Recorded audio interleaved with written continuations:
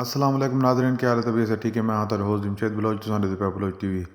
आज ऐसे तारे कण गिन के आए पे और नीली रावी दा तोहफा खूबसूरत झोटी दूसरा सू रात तकरीबन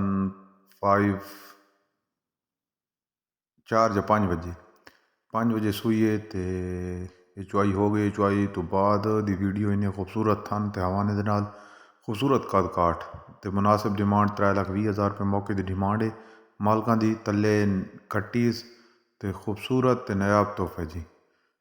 जिस भाई को जरूरत हो सन जरूर रब्ता कराए। चैनल के डिस्क्रिप्शन में नंबर मौजूद हो सी, स्क्रीन ते नंबर ही शो हो रहा उसी। जिस भाई को जरूरत हो जरूर रब्ता करना है।